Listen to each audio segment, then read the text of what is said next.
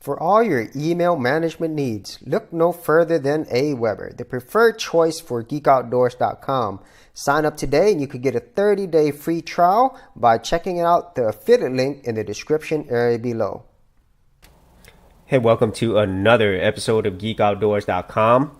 Just recently, I did a video where Google could potentially be buying or investing heavily in the rideshare program Lyft. Now, there is news or rumors that Google is close to buying HTC. So this is something that I wouldn't say I'm surprised about. And I think talked about this a while back, that I said that, maybe Google should buy HTC, or it would be a good thing, if HTC was bought by Google back at the time. And this is really funny because if you know the history of Google with other hardware manufacturers, they actually did own Motorola at one point. Okay, and now Motorola is owned by Lenovo.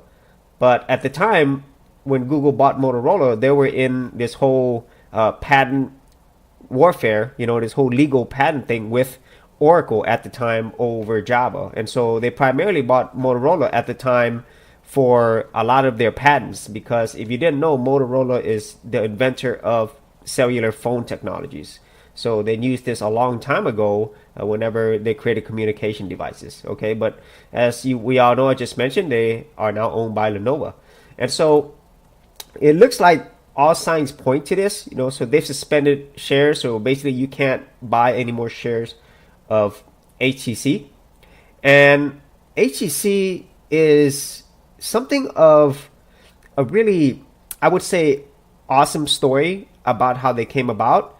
But at the same time, it's also a heartbreaking story as well. Okay. And before I get to that, I do want to say that I do have a long history with HTC. Okay. So if you actually look at the history of Android, the very first one that came out, at least in the US, was the T-Mobile G1, and that was actually the rebranded HTC Dream, and that was actually released in Europe first, if I remember correctly.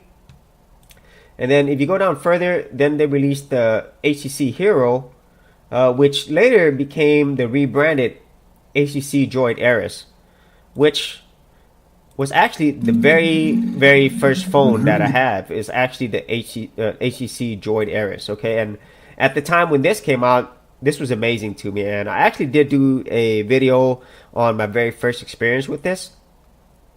And the Droid Ares, it came out during a time when Android made big waves in the United States, primarily with the Motorola Droid brand, and so they kept that Droid branding. And then the HTC Droid came out, and there was many other Droid phones after that, but I think that brand has really lost a lot of its luster since then. So that is my initial history with HTC. But the final thing that I had with HTC was the HTC One, the original M7. I absolutely love this phone. I would actually say it was the very first premium Android phone, in my opinion, that actually had the quality build, the looks, performance, everything, and especially the boom sound speakers that really made me say, wow, I think this is as good or better than an iPhone. So for me, this was the very first one. And unfortunately, ever since the HTC One M7, even though they came out with the M8 and M9, HTC never really recovered after that.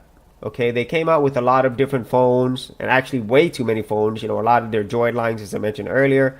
And they really fell from grace. This is actually the most recent one, the HTC U11. And wow, it's like pretty expensive, and it's really hard for HTC to compete, because HTC, when they started, they were an OEM manufacturer. So they basically made phones for other companies.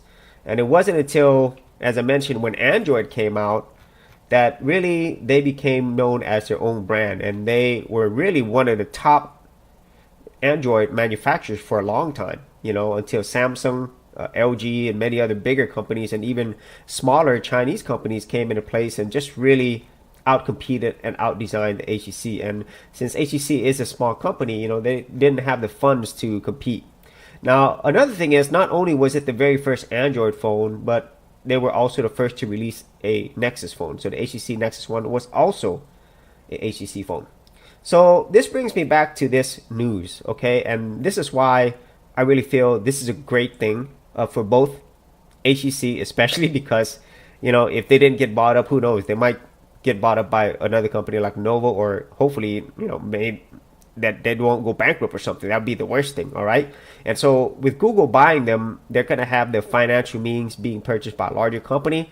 And, with Google having all these resources, I really feel HTC can go back to the form that they used to, which is being one of the premier Android manufacturers, producing extremely beautiful phones, and then also having the stock Android experience directly from Google. And that was one of the things that I enjoyed whenever Motorola was purchased by Google. I actually also had the very first series of the Moto G phones, and they were awesome because they were affordable, but they had pretty much stock Android and they were fast, okay? And so I think the same thing could come here with HTC. And their mobile phone division, it looks like 330 million that they'll buy. Let me see if this is really going to be true. Yeah, well, it looks like they will buy it, great. So, at this price of 330 million, this is going to be a steal, versus the 12.5 billion that they paid for Motorola. Now, it looks here, I thought it was a rumor, but it looks like this is going to be true. So if they're just going to buy the mobile phone design operations, the mobile phone division, so that, I guess, doesn't include the whole company. Because HTC, I'm pretty sure they make other stuff, if you think about the HTC Vive, but they also, probably produce many other electronics, because they were, once again, they were an OEM manufacturer before then. And if you're not familiar with OEM means, that's original electronics manufacturer, okay? And so, okay, so maybe it's not the whole company. I'm not sure. They're speculating that this is pretty much a done thing, that they're going to go through with this because the shares were suspended on a Taiwanese stock exchange. So going back to everything I just said, I really feel this is a great thing for both companies, because don't get me wrong, I love what Samsung has done, what LG has done, and many other companies like OnePlus, Huawei, and Xiaomi, and all these other companies that come out, but because HTC was there at the beginning, it's one of my favorite phones, HTC M7. There's a lot of history there with the Nexus phones and everything else. It would just be sad to see HTC go, and not release some more cool phones and really pushing the envelope. I would love to see another boom sound HTC phone with a really high quality DAC, a great build quality, an amazing screen, and the latest version of Android. That would be absolutely awesome. So I hope this thing is true and that it comes